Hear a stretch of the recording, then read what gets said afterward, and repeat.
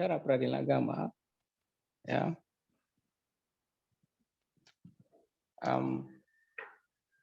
berbicara tentang hukum acara peradilan agama, pertama kita harus memahami dulu tentang arti daripada hukum acara. Ya. Tentu di sini hukum acara itu disebut sebagai hukum proses dan bisa juga disebut sebagai hukum formal.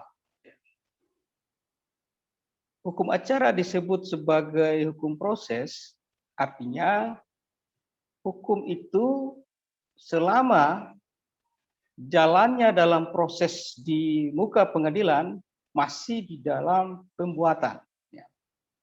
Karena hukum acara itu sendiri terdiri dari rangkaian cara-cara berbuat atau bertindak mulai dari memasukkan perkara sampai selesai diputuskan dan dilaksanakannya putusan itu atau dieksekusi.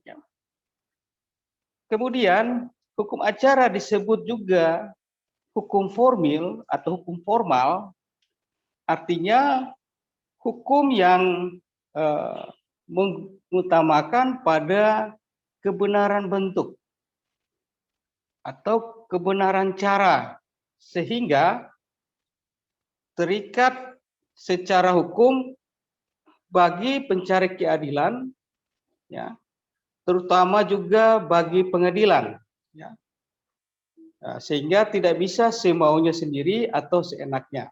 Jadi semua terangkum dalam ketentuan hukum acara itu, ya.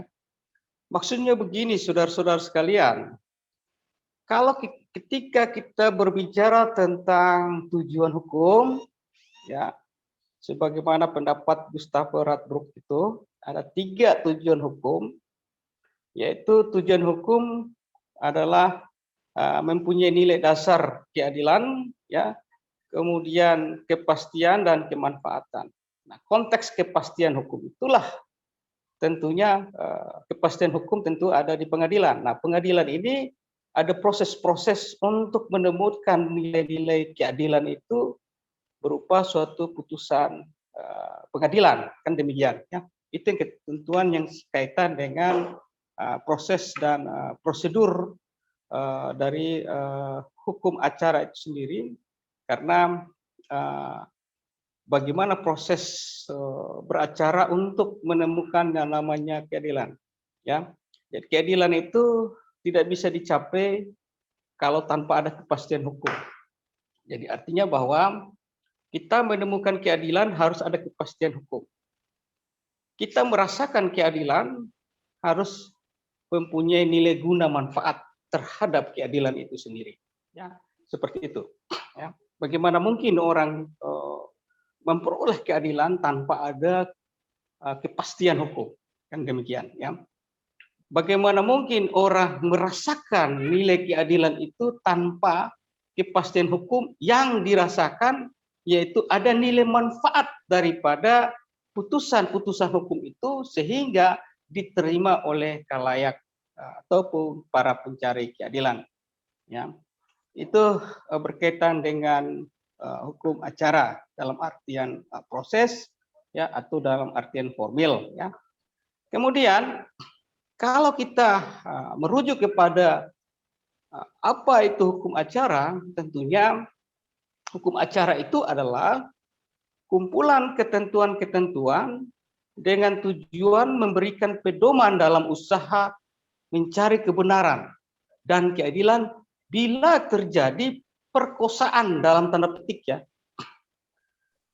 atas suatu ketentuan hukum dalam hukum material, yang berarti memberikan kepada hukum acara suatu hubungan yang mengabdi kepada hukum material.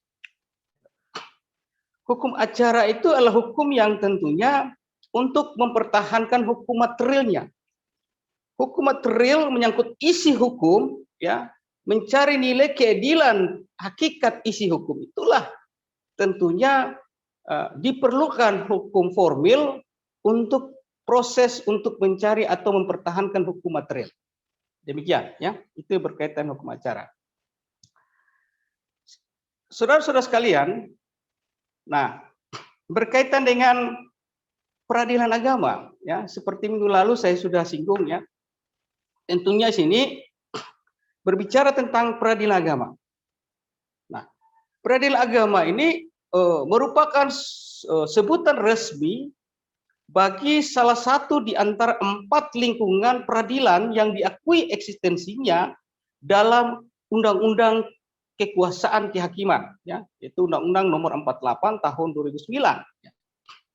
Nah, 3 lingkungan peradilan negara lainnya, misalnya peradilan umum, peradilan militer, dan peradilan tata usaha negara. Ya. Oleh karena itu, bahwa peradilan agama ini ada disebut dengan peradilan khusus.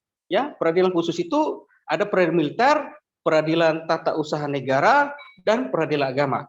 Ini tidak resmi, diakui eksistensi keberadaannya peradilan agama itu. Kemudian peradilan agama juga disebut juga peradilan khusus di Indonesia, dikatakan demikian karena peradilan khusus, karena peradilan agama ini mengadili perkara-perkara tertentu atau mengenai golongan rakyat tertentu. Dalam hal ini peradilan bagi orang-orang yang beragama Islam di Indonesia dalam perkara-perkara yang menjadi kewenangan daripada peradilan agama. Ya. Itu berkaitan dengan asas personalitas keislaman. Yang jelas bahwa titel resmi peradilan agama ini diakui eksistensinya, ya, bagian daripada peradilan yang dibentuk oleh undang-undang ya untuk menangani tentang perkara-perkara tertentu atau masyarakat tertentu khusus yang berkaitan dengan asas personalitas keislaman ya, seperti demikian. Nah, sebagaimana dimaksud di dalam pasal 2 kita lihat ya, di dalam Undang-Undang Nomor 50 Tahun 2009 tentang peradilan agama ya, bahwa peradilan agama ini adalah salah satu pelaku kekuasaan kehakiman bagi rakyat pencari keadilan yang beragama Islam mengenai perkara tertentu sebagaimana dimaksud di dalam undang-undang ini. Ini definisi ataupun pengertian peradilan agama yang ditentukan di dalam Undang-Undang Nomor 50 Tahun 2009 tentang peradilan agama. Ya. Baik, saudara-saudara sekalian, oleh karena itu dapat disimpulkan bahwa hukum acara peradilan agama ini adalah segala peraturan baik yang bersumber dari peraturan perundang-undangan negara maupun dari syariat Islam yang mengatur bagaimana cara orang bertindak ke muka pengadilan agama dan juga mengatur bagaimana cara pengadilan agama tersebut menyelesaikan perkaranya untuk mewujudkan hukum material Islam yang menjadi kekuasaan peradilan agama. Itu definisinya, ya, dirangkumkan seperti itu. Ya. Kemudian, saudara-saudara sekalian, beberapa pengertian atau definisi yang saya sampaikan itu, eksistensi daripada peradilan agama terbentuk bukan baru ya. Kalau kita lihat daripada sejarah pembentukan daripada peradilan agama, itu jauh sebelum Indonesia merdeka, peradilan ini telah dipraktikkan untuk mewujudkan hukum material Islam, ya, sebelum Indonesia merdeka. Ya. Dalam sejarah peradilan agama, bahwa sesungguhnya eksistensi ataupun peradilan agama ini tidak terlepas daripada ajaran yang dibawa oleh Nabi Muhammad SAW ya, yang tersebar di beberapa benua sampai Indonesia. Kemudian dalam sejarahnya dulu sebelum Indonesia merdeka ya, telah berdiri kesultanan-kesultanan yang ada di Nusantara ini, yaitu telah mengenal peradilan agama ini atau kekuasaan kehakiman ini, yaitu dikenal dengan lembaga pengadilan kesultanan misalnya. Kemudian ada juga lembaga pengadilan Surambi. Kemudian kekuasaan tertinggi itu tentunya di tangan sultan untuk menangani baik perkara perdata maupun perkara pidana dengan cara menyelesaikannya menggunakan hukum Islam. Nah, kekuasaan yudikatif ini di masa kesultanan ini mulai berkurang sejak datangnya imperialis daripada penjajahan Belanda. Ya. Kemudian, bagaimana peradilan agama pada masa penjajahan Belanda itu? Bahwa ketika pemerintah Belanda, ya, sekitar tahun 1760 ya, mengakui bahwa hukum perdata Islam ini adalah hukum yang hidup dan berlaku sepenuhnya di tengah-tengah masyarakat Islam pribumi kala itu, maka kumpulan hukum perdata Islam tersebut oleh pihak Belanda ini menamakan namanya adalah Compendium Fraser, ya, yang disusun oleh Fraser, yaitu bangsa Belanda sendiri, di mana bahwa keadaan tersebut di atas adalah hasil kerja keras dari para pakar hukum atau pakar politik hukum dari tahun ke tahun, dan akhirnya terakhir adalah oleh Van den Bergs, ya, dia mengungkapkan dengan ada berkaitan dengan teori yang dia kemukakan yang berkaitan dengan peradilan agama ini yang disebut dengan teori resepsi in complexu, ya. Saudara-saudara sekalian, kemudian hukum Islam ini juga telah berbaur dengan hukum adat, ya. Dan dinyatakan bahwa hukum Islam ini adalah hukum yang hidup dan berlaku sebagai hukum adat. Itu yang dimakna daripada teori Van den Berg yang berkaitan dengan teori resepsi in complexu, itu maksudnya, ya. Jadi dulu kan kita mengenal ya pasal 31 163 IS Indonesia Statelegering, sebut saja demikian ya, bahwa golongan Eropa tunduk pada hukum Eropanya berdasarkan asas konkordansi, kemudian golongan timur asing tunduk ke pendudukan diri hukumnya, kemudian golongan pribumi yaitulah mempergunakan hukum adat atau hukum agama. Maka dalam teori resepsi in complexu ya tentunya antara hukum Islam itu dianggap sebagai hukum adat, kan begitu dalam teori Van den Berg, seperti itu ya. Selanjutnya saudara-saudara sekalian, ketika hukum Islam ini berbaur dengan hukum adat dan dinyatakan bahwa hukum Islam itu hukum hidup, maka oleh teori itu disebut dengan hukum adat, ya. Oleh karena itu, apabila di antara umat Islam terjadi sengketa perdata, maka mereka tidak menyerahkan penyelesaian sengketanya ke landrat atau peradilan, tetapi mereka bertahim atau meminta untuk dihakimi oleh tokoh masyarakat Islam atau ulama atau kiai pada saat itu yang biasa disebut dengan penghulu.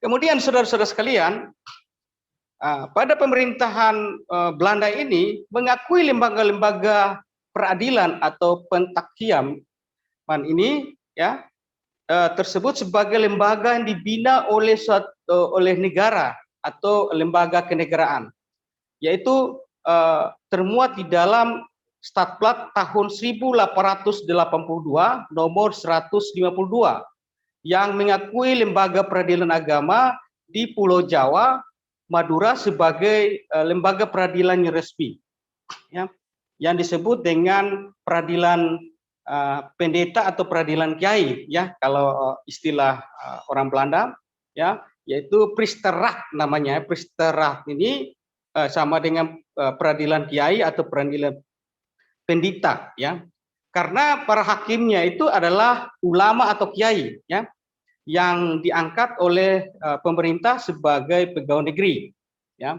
Nah, kemudian perkara yang diadili adalah meliputi perkara-perkara kerumah tanggaan atau perkawinan, kemudian perceraian, akibat-akibatnya, kemudian perkara waris atau harta bersama, hibah, wakaf, ya, wasiat yang dilakukan menurut ajaran Islam. Ya. Saudara-saudara sekalian,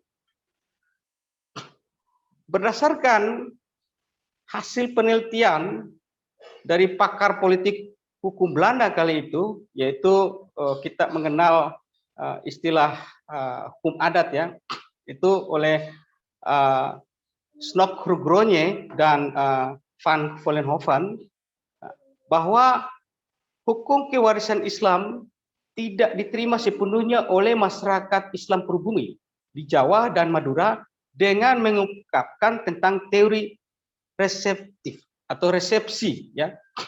Maka dasar itulah absolut kompetensi pengadilan agama di Jawa dan Madura direduksi, yaitu perkara-perkara kewarisan, hibah, wasiat, harta gonogini atau harta bersama menjadi kewenangan Landrat atau pengadilan negeri. Ya, kalau sekarang pengadilan negeri, ya. Kemudian dikeluarkanlah Statblad nomor 116 dan 610 tahun 1837 yang isinya ini mencabut sebagian kewenangan pengadilan agama di Jawa dan Madura seperti tersebut di atas, membentuk Mahkamah Islam Tinggi di Surakarta. Ya.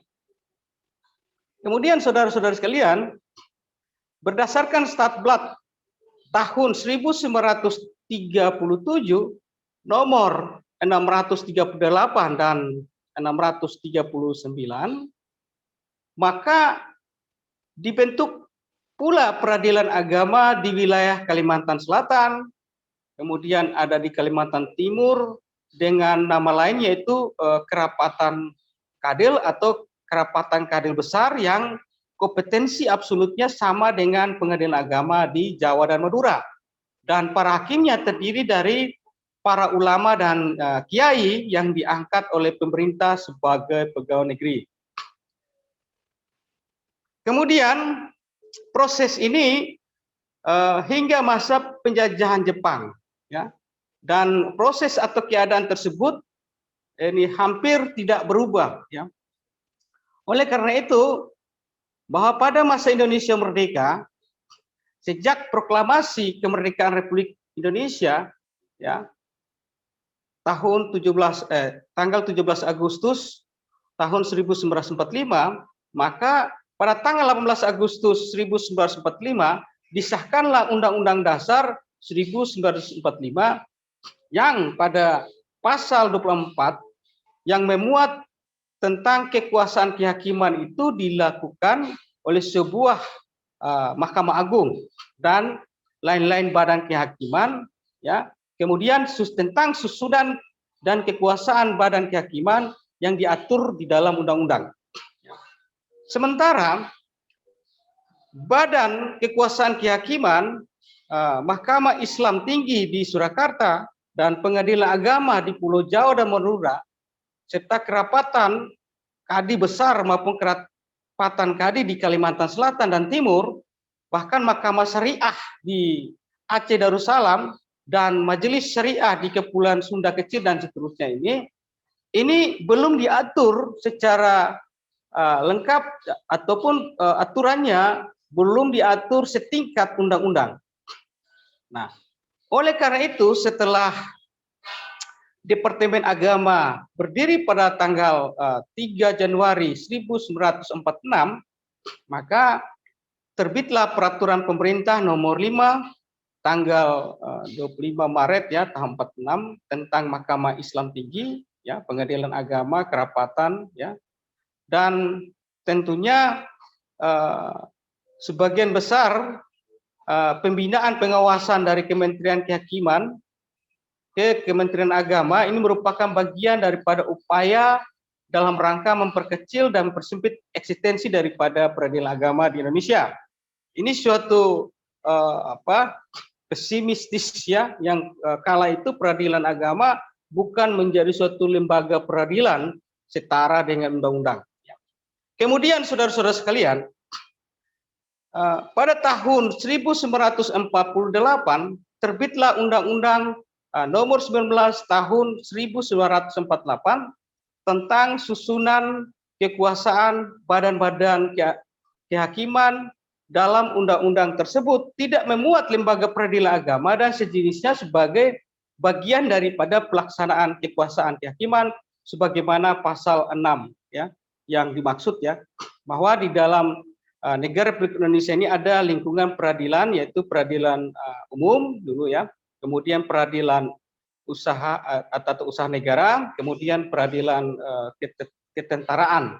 Nah, undang-undang ini tidak sempat berlaku karena memperoleh protes dari berbagai pakar hukum ya dan para ulama, yang akhirnya undang-undang tersebut tidak dilaksanakan ya.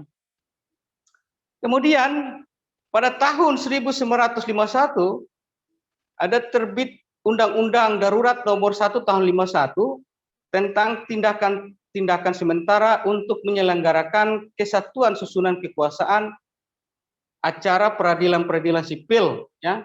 Nah, di dalam undang-undang darurat ini dihapuskan tentang pengadilan swapraja, kemudian pengadilan adat, kecuali peradilan agama jika pengadilan itu menurut hukum yang hidup merupakan satu bagian tersendiri dari peradilan adat.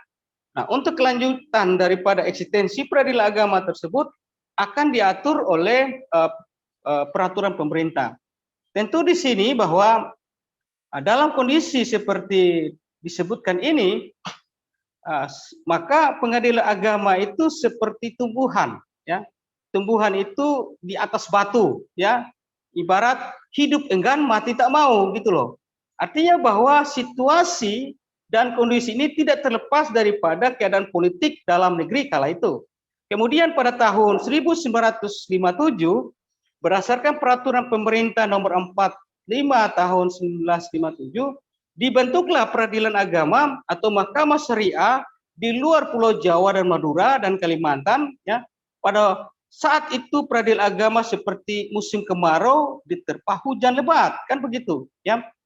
Oleh karena itu tentunya peradilan agama masuk di dalam tatanan hukum nasional, yaitu pada tahun 1964 diterbitkanlah Undang-Undang Nomor 19 Tahun 64 tentang kekuasaan kehakiman.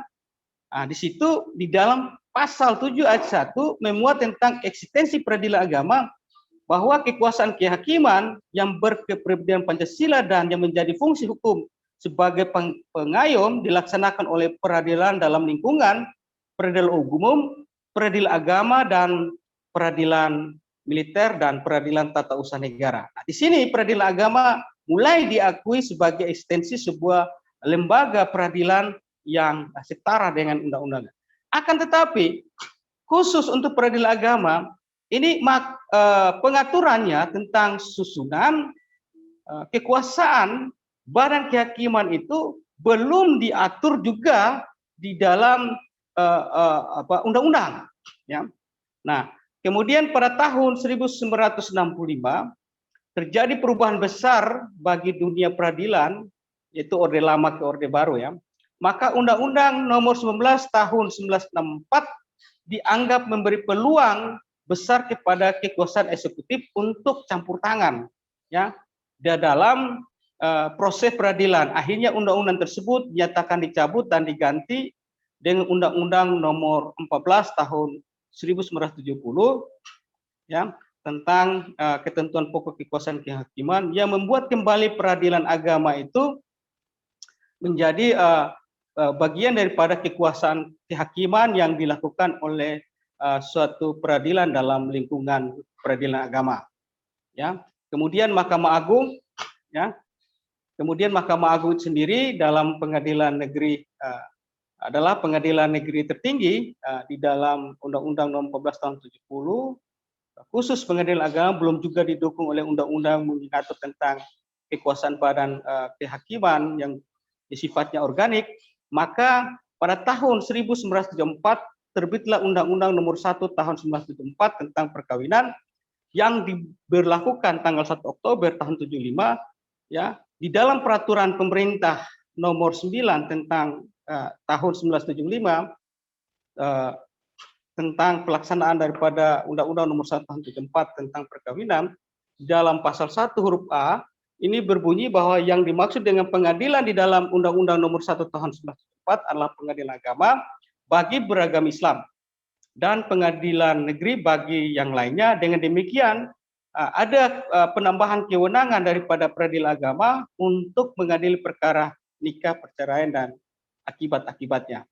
Saudara-saudara sekalian, rentetan sejarah berikutnya itu ketika tahun 1977 ada satu terbit peraturan Mahkamah Agung nomor 1 tahun 77 tentang kasasi ya dan peninjauan kembali khusus sebagai putusan daripada peradilan agama. Dengan demikian maka proses perkara di pengadilan agama sudah mulai memasuki kerangka hukum acara dalam tatanan hukum nasional.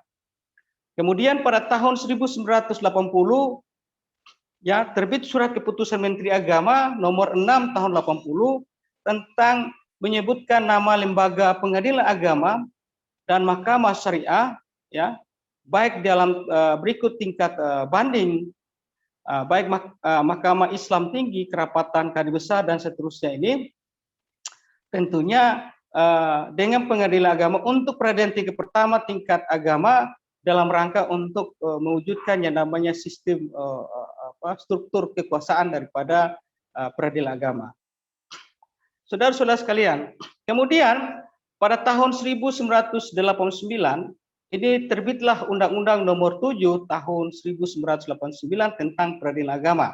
Dan ini awal terbentuk suatu undang-undang organik yang memberikan jawaban daripada maksud pasal 24 ayat 2 Undang-Undang Dasar 45.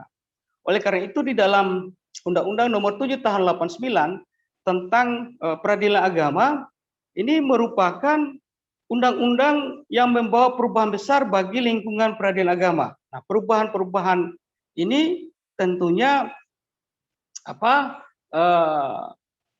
pengadilan agama telah menjadi peradilan mandiri, ya. Artinya sejajar dengan peradilan lainnya. Ya. Kemudian saudara-saudara sekalian, pada tahun 2002 terjadi amandemen, ya, ketiga Undang-Undang dan keempat ya Undang-Undang Dasar Republik Indonesia. Kita lihat di dalam pasal 24 ayat 2 menyebutkan bahwa lembaga peradilan agama ini masuk di dalam konstitusi atau undang-undang dasar. Ya. Sebagai catatan Anda bisa baca di dalam pasal 24 ayat 2-nya ya. Kemudian pada tahun 1990 juga terbit Undang-Undang Nomor 39 Tahun 90 yang beri kewenangan kepada Mahkamah Agung ya. Kemudian terakhir pada tahun 2009 terbitlah Undang-Undang Nomor 8 ya. Terbit Undang-Undang Nomor 48 ya tentang kekuasaan kehakiman yang terakhir hingga hari ini memuat berbagai pasal yang memuat dan merinci lebih tegas tentang badan-badan peradilan dan personalia pelaksanaan tugas pokok kekuasaan kehakiman yang menentukan tentang penempatan hakim sebagai pejabat negara dan sebagainya. Oleh karena itu pada tahun yang sama tahun 2009 itu terbit Undang-Undang Nomor 50 Tahun 2009 tentang peradilan agama ya berisi penguatan eksistensi peradilan agama secara rinci dan tegas termasuk menguatnya berkaitan kompetensi peradilan agama di bidang perkara ekonomi syariah ya. Kemudian pada tahun 2012 terbit peraturan pemerintah nomor 94 tahun 2012 tanggal 30 Oktober 2012 berisi tentang berbagai hal misalnya tunjangan hakim ya, pejabat negara dan sebagainya. Itu yang sedikit saya sampaikan yang berkaitan dengan sejarah peradilan agama. Baik saudara-saudara sekalian, kita lanjut di dalam asas hukum peradilan agama. Ya. Nah, inti daripada hukum ini terletak pada asas-asasnya yang kemudian diformulasikan menjadi perangkat peraturan perundang-undangan. Begitu juga dengan beracara di muka pengadilan agama, tentunya asas-asas ini harus diperhatikan. Ya. Yang pertama itu adalah asas personalitas keislaman. Ya. Asas-asas di peradilan agama, asas-asas personalitas keislaman.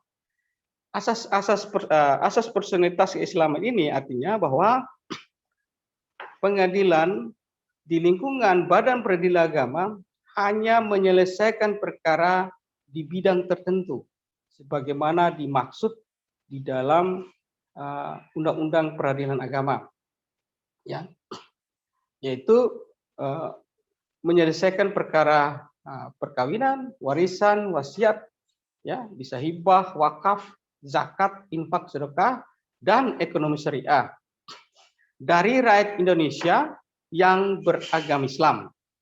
Dengan kata lain, keislaman seseorang yang menjadi dasar kewenangan pengadilan di lingkungan badan peradilan agama, yaitu kewenangan atau kompetensi absolut daripada peradilan agama harus mempergunakan asas personalitas keislaman. Nah, asas personalitas keislaman ini ada dua indikator untuk menentukan kewenangan daripada pengadilan agama terhadap sengketa yang menjadi atau terjadi dalam kehidupan masyarakat. Yang pertama, agama yang dianut kedua belah pihak saat terjadinya hukum itu adalah agama Islam. Bisa juga hubungan ikatan hukum yang mereka lakukan itu berdasarkan hukum Islam. Itu yang dimaksud dengan asas personalitas keislaman. Dua adalah asas kebebasan. Nah, asas ini dapat ditemukan juga di dalam pasal 4 ya, ayat 3 Undang-Undang Nomor 4 Tahun 4 tentang kekuasaan kehakiman, yaitu bahwa segala campur tangan urusan peradilan oleh pihak lain di luar kekuasaan kehakiman itu dilarang, kecuali dalam hal-hal sebagaimana disebutkan di dalam Undang-Undang Dasar 45. Artinya bahwa bertitik tolak dari bunyi pasal ini bahwa asas kebebasan dimaksud adalah tidak boleh ada pihak lain yang ikut campur tangan dalam penanganan suatu perkara oleh pengadilan atau majelis hakim di pengadilan agama. Ikut campur dapat berupa pemaksaan atau rekomendasi sebut saja, itu datang dari pihak eksternal yudisial atau ancaman dan lain sebagainya. Ya, itu asas kebebasan. Kemudian ada asas tidak boleh menolak perkara dengan alasan hukumnya tidak jelas atau tidak ada. Nah, dasar hukum mengenai asas ini ditemukan dalam pasal 16 ya, Undang-Undang Nomor 4 Tahun 2004 tentang kekuasaan kehakiman, yaitu bahwa pengadilan itu tidak boleh menolak untuk memeriksa, mengadili atau memutus perkara yang diajukan dengan dalil atau dalih bahwa hukum tidak ada atau kurang jelas, melainkan hakim wajib untuk memeriksa dan mengadilinya. Kemudian sebagaimana dimaksud tidak menutup usaha penyelesaian perkara perdata secara perdamaian. Nah, ketentuan ini dalam bahasa Latin dikenal dengan ius curia novit, ya. Nah, ya artinya bahwa hakim dianggap tahu akan hukum. Sehingga apapun masalahnya yang diajukan kepadanya, maka ia wajib mencari hukumnya. Ya. Ia wajib menggali nilai-nilai hukum, yaitu nilai hukum yang hidup dalam masyarakat. Dengan kata lain, hakim di sini berperan sebagai pembentuk hukum, ya, dan padanya tidak diperkenalkan hanya sebagai corong daripada undang-undang. Nah, dalam konteks peradilan agama, Apabila hakim pengadilan agama tidak menemukan hukum tertulis atau peraturan perundang-undangan, maka ia wajib berijtihad, ya, dan menggali hukum yang tidak tertulis untuk memutuskan hukum.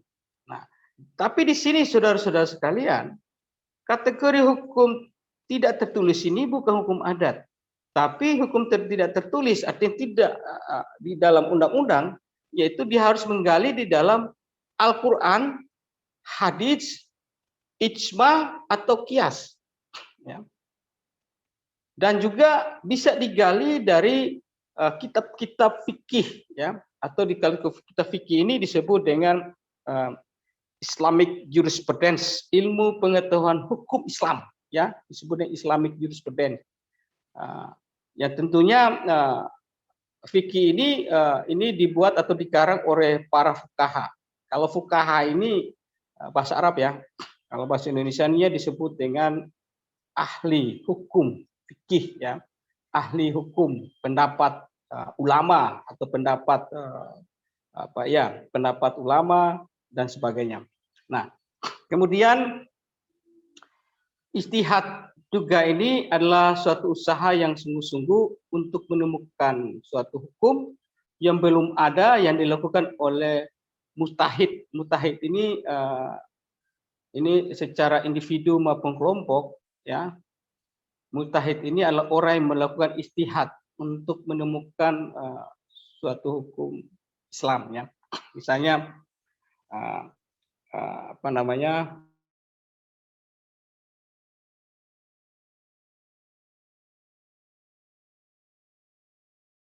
fatwa Majelis Ulama Indonesia, kan bisa begitu. Kemudian ada fatwa individu, pendapat ulama ini tentang itu. Ini kan hukum-hukum yang hidup. Artinya hukum itu tidak dibentuk oleh undang-undang negara, tapi hukum itu yang hidup. Dan itulah yang disebut dalam kalau hakim pengadilan agama tidak menemukan hukum tertulis. Kalau biasanya hukum tertulis ini kan kita lihat di dalam Impres nomor 1 tahun 91 tentang kompilasi Islam, ya. Biasanya hakim mempergunakan hukum tertulis itu, gitu loh.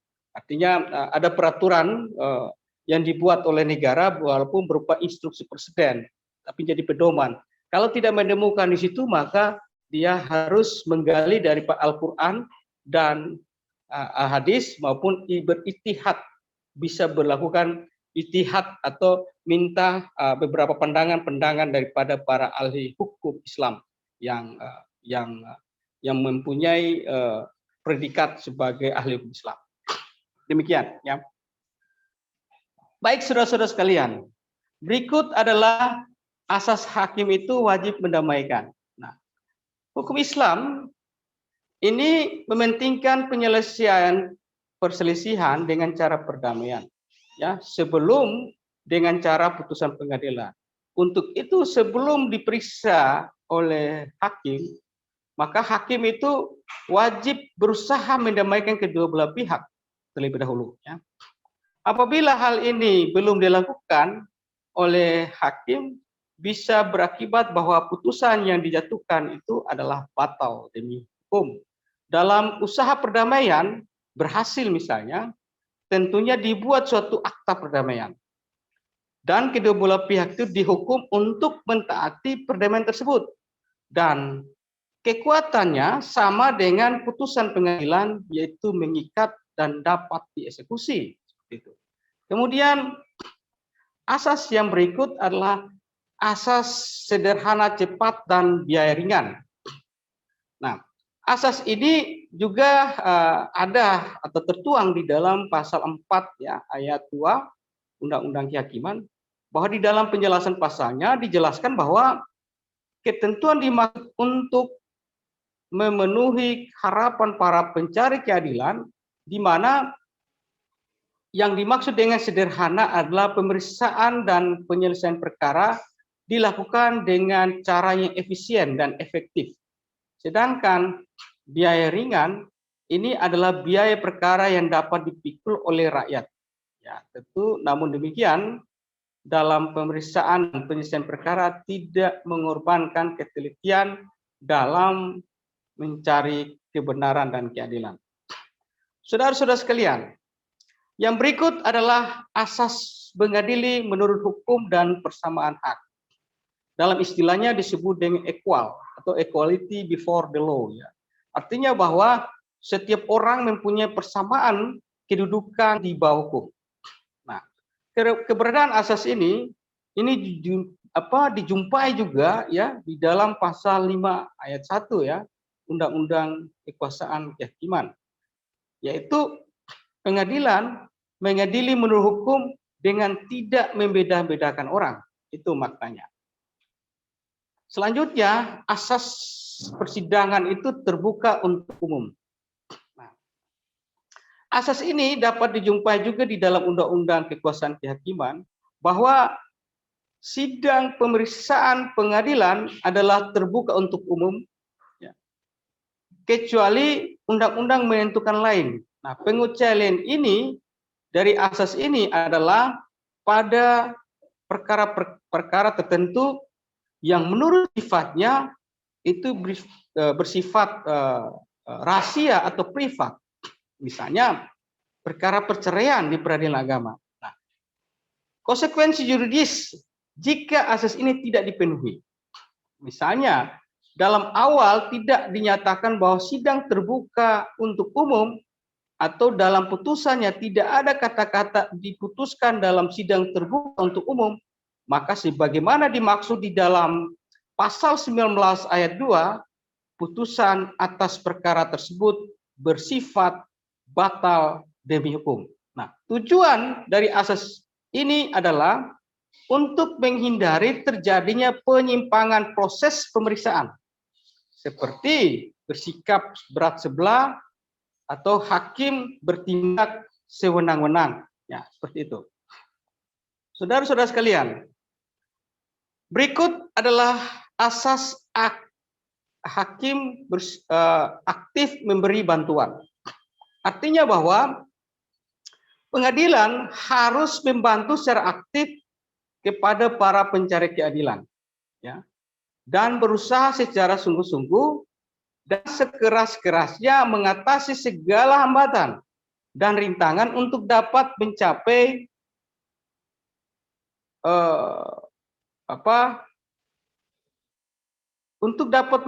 hal-hal yang peradilan yang bersifat sederhana, cepat, dan biaya ringan.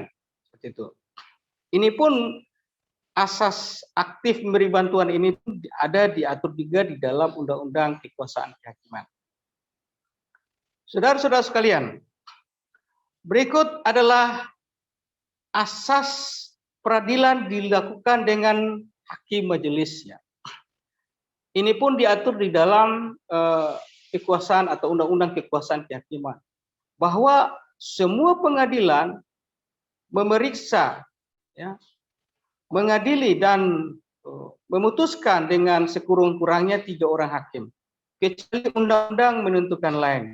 Nah, di antara 3 hakim tersebut, 1 bertindak sebagai ketua majelis dan berwenang untuk memimpin jalannya sidang peradilan. Tujuannya apa? Bahwa sidang peradilan harus majelis adalah untuk menjamin pemeriksaan yang seobjektif mungkin guna memberikan perlindungan hak asasi manusia, ya, dalam bidang peradilan. Dalam hal tidak terjadinya kesepakatan dalam rapat permusyawaratan hakim misalnya, maka putusan itu biasa diambil dengan voting. Ya. Sementara terdapat hakim yang berbeda pendapat, maka itu yang bisa terjadi disebut dengan dissenting opinion. Ya. Artinya bahwa pendapat tersebut tetap dilampirkan dalam putusan yang bersangkutan.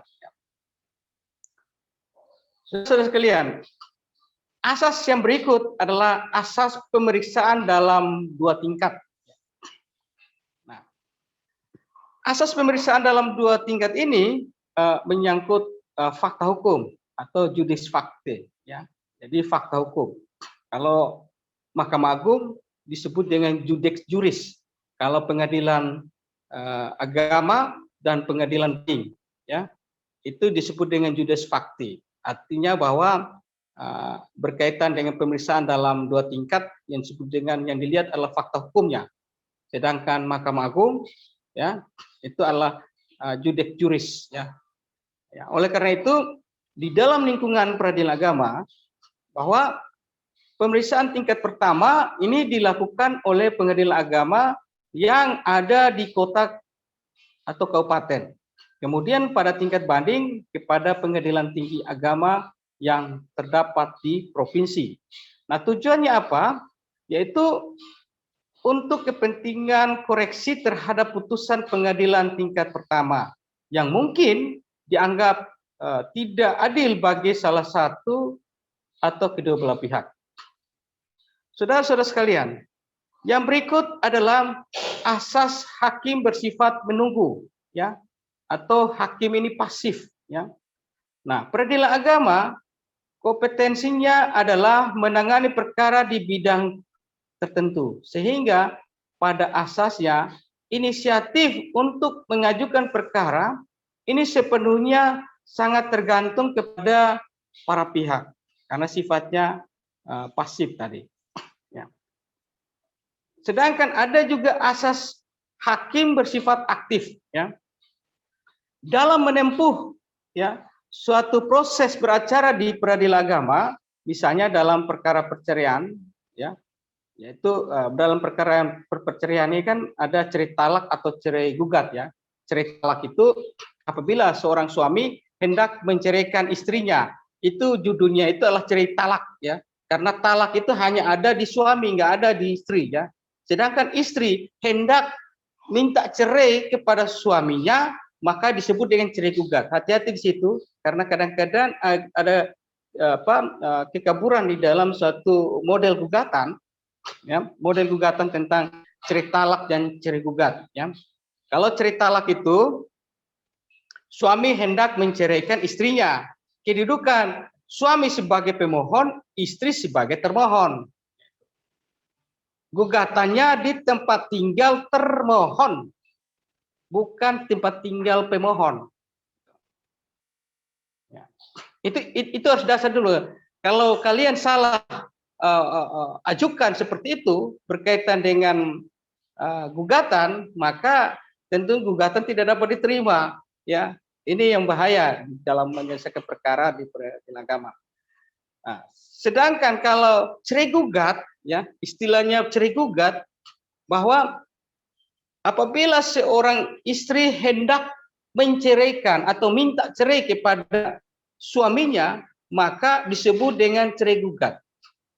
Istri sebagai penggugat, suami sebagai tergugat. Dan tentunya pengadilan mana yang berwenang untuk mengadili perkara ini? Tentunya di tempat tinggal penggugat. Peradilan agama itu menghargai hak asasi daripada perempuan malah, ya. Kalau cerai talak itu di tempat tinggal termohon. Termohon itu siapa? Istri. Kan gitu, ya. Sedangkan kalau cerai gugat, penggugat itu siapa? Ya istri juga. Kalau termohon itu istri, kalau cerai talak itu di tempat tinggal termohon, ya. Kemudian kalau cerai gugat di tempat tinggal istri karena harus tempat tinggal penggugat, akan begitu. Jadi kedudukan seperti itu. Dia lebih mengutamakan perempuan seperti itu, ya. Itu yang berkaitan dengan itu. Nah, untuk cerai gugat misalnya, ya, tempat tinggal daripada penggugat, ya. Kedudukan suami sebagai tergugat, istri sebagai penggugat. Ya. Nah, oleh karena itu, untuk perkara perceraian sebut saja demikian, ya, bahwa talak itu tidak diberi kewenangan oleh hukum Islam diberikan kepada pihak perempuan. Hanya laki-laki yang bisa mentalak. Perempuan tidak bisa mentalak. Ini konteks hukum Islamnya di situ. Nggak ada kalau seorang istri itu mentalak suaminya. menceraikan. Talak itu kan bahasa Arab ya, sebenarnya menceraikan itu. Maka dia minta kepada pengadilan untuk memanggil suaminya berdasarkan dalil-dalilnya. Mereka sudah hidup tidak lagi serukun, cekcok terus-menerus, minta pengadilan untuk minta hadirkan suaminya menceraikan dia. Begitu. Karena menceraikan itu bukan datang dari pihak istri, tapi menceraikan itu pihak datang dari suami. Kalau berdasarkan fakta-fakta di persidangan terbukti secara sah cekcok terus-menerus tidak bisa diperbaiki, sudah didamaikan tidak bisa didamaikan, maka pengadilan mengabulkan gugatan perceraian dari pihak si istri, maka memanggil suaminya agar menyatakan ikrar talaknya di hadapan majelis hakim. Jadi istri tidak bisa talak ya istri tidak bisa ceraikan sebenarnya. Itulah hukum Islam. Pertanyaan kenapa tidak bisa begitu? Ya memang sistem hukum Islamnya begitu. Talak hanya ada di pihak suami. Talak itu ada 3 jenis ya. Ada talak pertama, 2, ketiga ya. Talak pertama itu misalnya ya, cekcok terus, saya menceraikan kamu, itu udah bahasa secara hukum Islam nggak boleh. Itu sudah talak 1. Talak 2 itu udah pisah rumah, satu sudah lari ke utara, satu lari ke selatan. Ya, satu meninggalkan rumah, itu sudah talak 2. Kemudian sudah tidak bisa rukun lagi, maka putusan pengadilan itu menjadi talak 3 karena hadirkan menyatakan talak, saya mentalak istri saya dengan ini. Kan begitu larinya kan? Udah. Ya, itu. Seperti itu ya. Hukum Islamnya begitu ya. Talak kota kuncinya yang mentalak itu hanya kepada pihak suami atau pihak laki-laki, tidak bisa pihak istri. Itu sistem hukum Islamnya. Baik, saudara-saudara sekalian. Berikut adalah asas bahwa putusan pengadilan harus memuat pertimbangan ya. Nah, putusan yang dijatuhkan oleh hakim harus memuat alasan-alasan dan dasar hukum sehingga adanya pertimbangan mengenai fakta, pertimbangan hukum menjadi penting agar hakim tidak semena-mena di dalam atau mendasarkan pada keyakinannya semata. Tapi keyakinan hakim itu harus berdasarkan fakta-fakta yang terjadi di persidangan. Itu loh. Jadi ada satu alat bukti ya, suatu bukti di dalam hukum acara perdata, karena hukum peradilan agama juga mempergunakan HIRBG, Ad Indicium Reglement, ya alat bukti itu yang berkaitan dengan bukti surat, ya kemudian bukti saksi, ya kemudian persangkaan, ya kemudian pengakuan, ya kemudian yang kelima itu adalah keyakinan hakim. Nah ini kan alat bukti di dalam menyelesaikan suatu proses perkara perdata, baik di peradilan umum maupun peradilan khusus seperti di peradilan agama. Ya. Nah keyakinan hakim, ya keyakinan hakim itu bukan dia datang dengan sendirinya. Keyakinan hakim itu berdasarkan fakta-fakta, bukti-bukti, ada kesesuaian, bukti surat, bukti saksi, dan pengakuan dan persangkaan, maka lahirlah disebut dengan keyakinan hakim memutuskan sesuai dengan hukum sebagaimana dimaksud bahwa hakim dalam hal ini membuat putusan itu harus memuat pertimbangan-pertimbangan gitu ya. Berikut asas perkara dengan biaya ya, bahwa perkara ini pada asasnya itu harus ada biaya atau versekot ya yang dinyatakan pada saat pendaftaran perkara di pengadilan agama, kecuali kalau mereka adalah masyarakat tidak mampu ya, tapi mereka harus bisa membuktikan bahwa mereka masyarakat tidak mampu, misalnya ada surat keterangan dari kepala desa dan sebagainya ya. Kemudian nebis in idem ya, nebis in idem ini bahwa nebis in idem intinya bahwa terhadap satu perkara hanya dapat diajukan ke pengadilan satu kali saja. Setelah perkara tersebut mendapat putusan ingkrah, maka padanya wajib dilaksanakan. Jadi tidak boleh perkara yang sama diajukan kembali. Itu nebis in idem. Artinya subjek perkara, subjek para pihak yang sama, objeknya yang sama diajukan kembali, maka dikenakan nebis in idem. Artinya bahwa pengadilan tidak dapat menerima tentang perkara itu karena perkara itu telah diajukan, telah diputuskan secara ingkrah, telah ada putusan kepastian hukum. Demikian ya untuk kuliah kita ini.